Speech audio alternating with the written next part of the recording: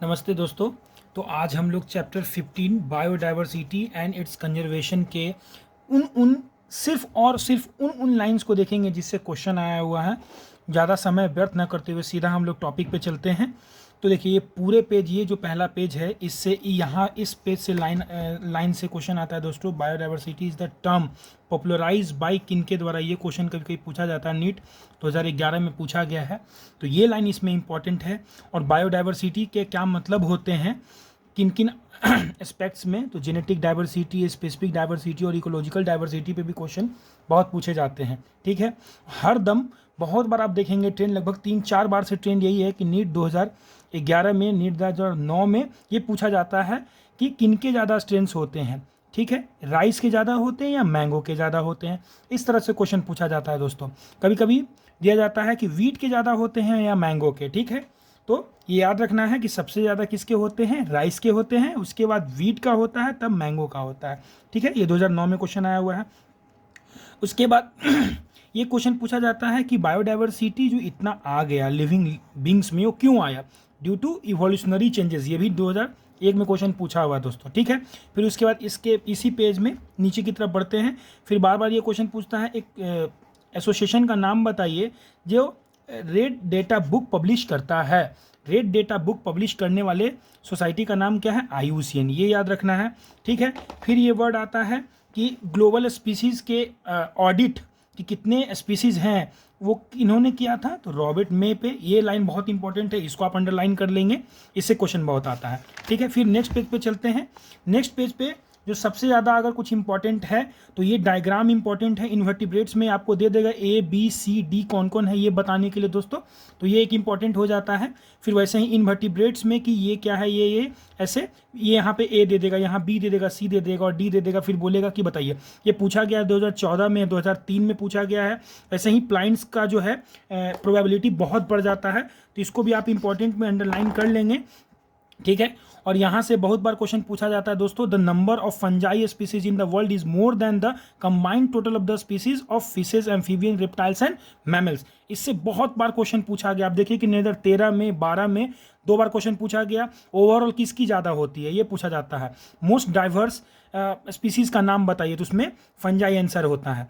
ठीक है, एनिमल के अंदर अगर पूछेगा कि एनिमल में सबसे ज़्यादा डाइवर्स कौन होता है, तो इंसेक्ट्स होता है दोस्तों। ठीक है, मैक्सिमम न्यूट्रिशनल डाइवर्सिटी कौन शो करता है, तो मोनेरा करता है दोस्तों, फंजाई आंसर नहीं होगा। ठीक है, तो ये पूरे पेज पे इतना चीज़ इंपॉर्टेंट था। फिर इस पेज पे आ जाते हैं। इस पेज पे बहुत ज़्यादा इंपॉर्टेंट नहीं है, इधर नहीं पूछा गया है। ठीक है, लेकिन ये यहाँ पूछा गया है कि किधर से किधर जाने पे स्पीसीज जो है बढ़ती हैं, रिचनेस बढ़ती है। तो आप याद रखेंगे कि जैसे जैसे हम लोग पोल से इक्वेटर की तरफ आते हैं, रिचनेस बढ़ती है, यानी कि ऊपर से नीचे की ओर आते हैं, इंक्रीजिंग ऑर्डर में लैटिट्यूड का और एल्टीट्यूड का, दोनों का। ठीक है, हायर लैटिट्यूड से लोअर एल्टीट्यूड तक, ये याद रखेंगे। ये लाइन बहुत इंपॉर्टेंट है, इसको अंडरलाइन कर लेते हैं। ठीक है, इसमें इतना ही ज़्यादा इंपॉर्टेंट है दोस्तों। फिर कभी कभी इसमें बहुत ज़्यादा पूछे जाने की संभावना है कि किस स्पीसीज़ के कितने नंबर हैं। ठीक है, इसको आप अंडरलाइन कर लेंगे। 4000 स्पीसीज प्लांट्स के हैं, 3000 फिशेज के हैं, 1300 बर्ड्स के हैं, 427 मैमल के, 427 ही एम्फीबियंस के और 378 रेप्टाइल्स के हैं और 1,25,000 के आसपास इन्वर्टिब्रेट्स हैं। ठीक है, तो ये क्वेश्चन बहुत इंपॉर्टेंट हो जाता है इस पेज से, जिसे आप अंडरलाइन कर लेंगे। ठीक है, उसके बाद मैं चलता हूँ यहाँ पे सीधा किस तरह से क्वेश्चन पूछ, स्पीसीज एरिया रिलेशनशिप वाले में अलेक्जेंडर वॉम हम्बोल्ट्ज़ का जो ग्राफ है वो पूछता है किस तरह के ग्राफ हैं। ठीक है, तो आंसर आ जाता है इसका स्पीसीज एरिया रिलेशनशिप। ये नीट 2017 में हम लोग के टाइम पे पूछा था दोस्तों। कभी कभी ये पूछा जाता है कि जेड की क्या वैल्यू होती है, इसकी वैल्यू कहाँ से कहाँ तक वेरी करती है, ये पूछती है दोस्तों। ठीक है, जेड की वैल्यू क्या रेंज आती है, ये भी कभी कभी पूछता है। आप इसको अंडरलाइन कर लेंगे, बस इतना ही पूछता है, उसके बाद कुछ नहीं पूछेगा। बस ये आप देख लीजिए फिर किस तरह का कभी कभी आपके टेस्ट में आएगा। अभी तक नीट में तो नहीं पूछा है, लेकिन बहुत हायर प्रोबेबिलिटी है इसका कि आपसे पूछे कि किस तरह का ये ग्राफ बनता है। तो याद रखना है, रेक्टेंगुलर हाइपरबोला बनता है। ठीक है, उसके बाद इस पेज पे आते हैं। तो अभी तक क्वेश्चंस नहीं पूछे गए हैं। ठीक है, लेकिन आप याद रखेंगे कि की स्पीसीज नाम के कुछ होता है। रिवेट पेपर पॉपर हाइपोथेसिस जो है स्टैनफोर्ड इकोलॉजिस्ट पॉल एमरिच ने दिया था। जैसे एरोप्लेन की हम लोग कहानी पढ़ चुके हैं कि अगर एरोप्लेन इकोसिस्टम है तो उसके रिबेट्स जो कि की स्पीसीज होते हैं वो क्या होते हैं। ठीक है, आप जानते हैं ये पूरा कॉन्सेप्ट्स इसे पढ़ाने की ज़रूरत नहीं है, मैं सिर्फ इंपॉर्टेंट लाइन को अंडरलाइन करवा रहा हूँ, ठीक है। लॉस ऑफ बायोडाइवर्सिटी की भी बात जो देखिए यहाँ पे भी लिखा हुआ IUCN रेड लिस्ट जो बनाता है, कौन सा एसोसिएशन बनाता है, तो ये अंडरलाइन हो जाएगा, ठीक है। फिर जो स्पीसीज जा रहे हैं एक्सटेंशन की ओर, उनके नाम कभी कभी पूछे जाते हैं, उनको एक बार देख लीजिएगा। ऐसे क्वेश्चन अभी तक नहीं आया है इससे, लेकिन ये इंपॉर्टेंट टॉपिक हो जाता है, ठीक है। फिर हम लोग आगे चलते हैं, इस पेज पे आते हैं।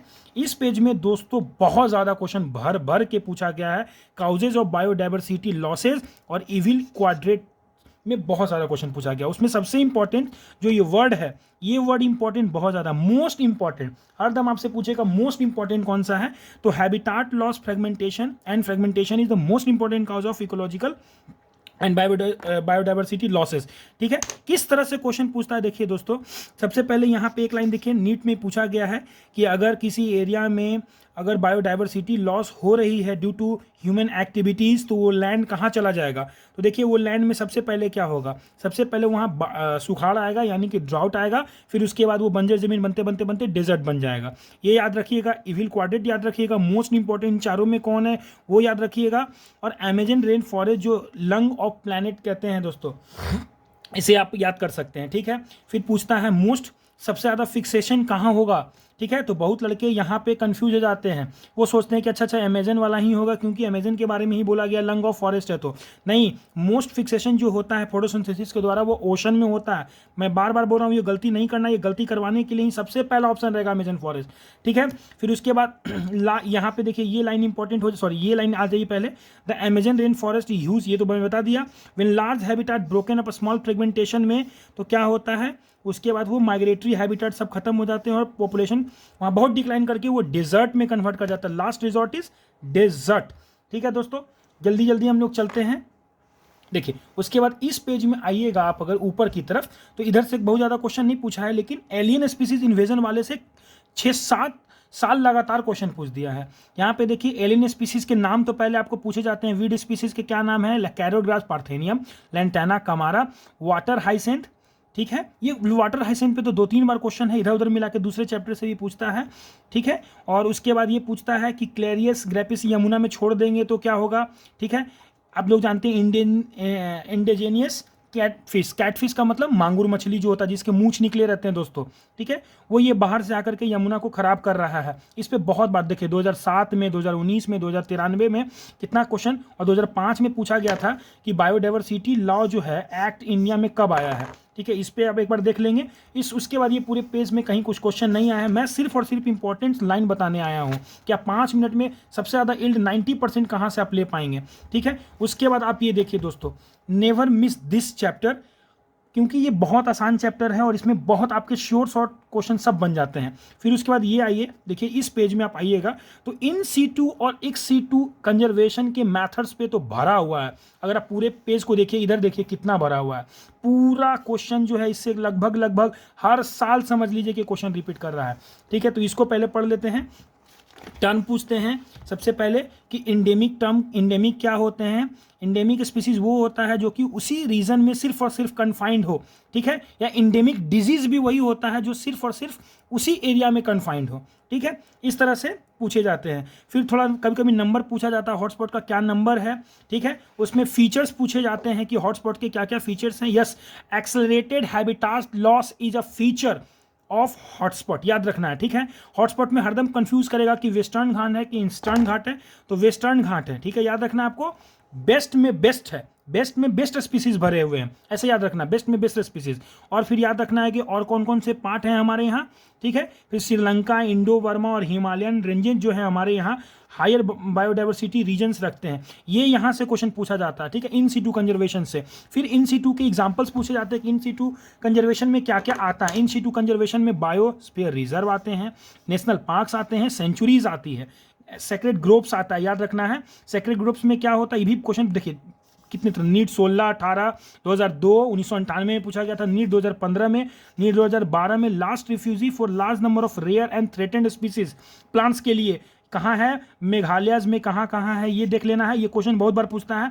फिर आते हैं इक्स सिटू कंजर्वेशन। इक्स सिटू कंजर्वेशन मतलब जो स्पीसीज जहाँ था अब वहाँ रहने लायक अनुकूल आपका वातावरण नहीं है, तो उसको हटा करके कहीं और रखेंगे। उसमें आते हैं जूलॉजिकल पार्क, जिसको कि हम लोग जू बोलते हैं, बोटेनिकल गार्डन और वाइल्ड सफारी पार्क। ठीक है, ये क्वेश्चन हो जाता है कि फिर पूछेंगे इक्स सिटू के एग्जाम्पल कौन है, ये तीन में से एक दे देगा और फिर इधर इन सिटू वाला कुछ तीन ऑप्शन दे देगा और फिर पूछेगा कौन है। ठीक है, तो और कौन कौन एग्जाम्पल हो जाते हैं इक्स सिटू का, zoological park, botanical garden, wild life park, cryo preservation techniques और सीड बैंक। ये सीड बैंक में भी बहुत क्वेश्चन है। मोस्ट इफेक्टिव अगर प्लांट को बचाने का कोई तरीका है तो क्या है, सीड बैंक से होता है। ठीक है, फिर थोड़ा मीटिंग के बारे में पूछता है कि हिस्टोरिकल कंजर्वेशन, जो बायोडाइवर्सिटी पे बात हुई थी, अर्थ समिट कहाँ हुई थी, रियो डे जेनेरियो जो कि ब्राज़ील में है, ब्राज़ील की राजधानी हम लोग सभी जानते हैं। 1992 में ये सभी नेशंस यहाँ आए थे। इस पर भी क्वेश्चन 2 बार पूछ चुका है। 19 नीट में भी पूछा है, नीट 2019 में ही पूछा है और 1996 में भी क्वेश्चन पूछा है। ठीक है, सोच लीजिए किस तरह से क्वेश्चन पूछता है दोस्तों। फिर उसके बाद वर्ल्ड समिट वाले से भी पूछा है, 2008 में पूछा है। ठीक है, कि कब हुआ था, 2002 में जोहान्सबर्ग साउथ अफ्रीका में हुआ था। ठीक है, इतना क्वेश्चन सोचिए दोस्तों, तुरंत क्वेश्चन बस इतने ही से पूछे जाते हैं। बस इतने सारे पेज में आप देखिए कि कहाँ कहाँ से क्वेश्चन पूछेंगे, पूरा भरा हुआ है पेज। तो ये पेज छोड़ने लायक नहीं है, आप नहीं छोड़ के जा सकते हैं। फिर उसके बाद यहाँ थोड़ा देखिए कि किस तरह से यहाँ पे आप देखिएगा, तो इसमें भी से क्वेश्चन पूछा गया है। फिर ये पेज को आप नहीं छोड़ सकते हैं, इसमें भी 2-3 जगह पूछा गया है, इसको आप देख लेंगे।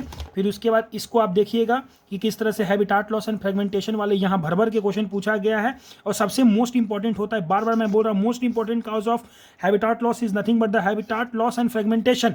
ठीक है, उसके बाद यहाँ फिर IUCN क्या बनाता है, रेड लिस्ट बनाता है, आप देख पा रहे हैं IUCN रेड लिस्ट बनाता है। फिर उसके बाद कुछ आप स्पीसीज़ के नाम जान लेंगे जो कि बहुत इंपॉर्टेंट है। ठीक है, उसके बाद सीधा इस पेज पे आ जाएंगे, ये कर्व को देख लेंगे, थोड़ा कर्व क्या बोलता है, रेक्टेंगुलर हाइपरबोला होता है, जेड की वैल्यू क्या होती है, कहाँ से कहाँ तक होती है, 0.6 से 1.2 होती है, ये आप देख लेंगे। उसके बाद आएंगे लैटिट्यूड ग्रेडियंट कैसे कैसे बदलता है, इस बारे में से भी यहाँ क्वेश्चन पूछा है। इन जनरल यही पूछता है क्वेश्चन कि किधर से किधर जाने पर घटता बढ़ता है। ठीक है, फिर ग्लोब में कितने तरह के पोल्स के बाद क्या आते हैं, टेम्परेट, फिर ट्रॉपिकल, इक्वा कैसे क्या डिग्रीज होती है, थोड़ा देख लीजिएगा। ठीक है, ये क्वेश्चन होगा। फिर यहाँ सबसे ज़्यादा क्वेश्चन आता है दोस्तों, इस वाले से आपको ये बॉक्स दे देगा ABCD, ये बॉक्स देखिए ABCD, ये अभी तक नहीं आया है तो मैं एकदम श्योर हूँ कि ये इस बार जरूर पूछे। मैं नीट 2023 लिख देता हूँ दोस्तों, क्योंकि नीट 2023 में अब आएगा ही आएगा ये वाला। ठीक है, यही पूछ देगा इसमें एल्गी कहाँ पे है, फंजाई कहाँ पे, देखिए ये सबसे ज़्यादा फंजाई है। ठीक है, काइटिन रखता है। उसके बाद इस पेज से यही मैक्सिमम न्यूट्रिशनल डाइवर्सिटी कौन रखता है, मोनेरंस रखते हैं। ठीक है, और उसके बाद वैसे ही ये रॉबर्ट मे का क्वेश्चन जो था, अब देखिए रॉबर्ट मे का क्वेश्चन जो है यहाँ पे ग्लोबल स्पीसीज़ के लिए 7 मिलियन जो इन्होंने बताया था, IUCN 2000 क्या करता है, ये हो गया। ठीक है, उसके बाद ये आता है कौन कौन जेनेटिक डाइवर्सिटी में, जो राइस के ज़्यादा हैं, फिर वीट के, फिर मैंगो के, याद रखना है rice then wheat then mango. ठीक है, और बायोडाइवर्सिटी टर्म किन्होंने दिया था ये। तो ये आप देखिए कि 12 मिनट के अंदर आपका पूरा चैप्टर खत्म हो गया। मोस्ट इंपॉर्टेंट क्वेश्चंस आप जान के कहाँ से आते हैं, अब हम वहीं पढ़ेंगे और इतना पढ़ने में आपको ज़्यादा नहीं 10 मिनट से ज़्यादा टाइम नहीं लगेगा। सो इसी तरह के वीडियोस आते रहेंगे, आप स्टे कनेक्टेड रहिए, अब जुड़े रहिए और मैं पूरा क्वेश्चन करवा दूंगा। 90% क्वेश्चन तो आसानी से तुरंत निकल जाएगा 5-5 मिनट में। ठीक है, जुड़े रहिए। अगर आपको ये कंटेंट अच्छा लगा तो इसे अपने दोस्तों में शेयर करिए और ज़्यादा से ज़्यादा इसे लोगों तक पहुँचाइए ताकि सबकी तैयारी जल्दी जल्दी हो जाए। ठीक है, और हम सबका सिलेक्शन हो जाए। Thank you.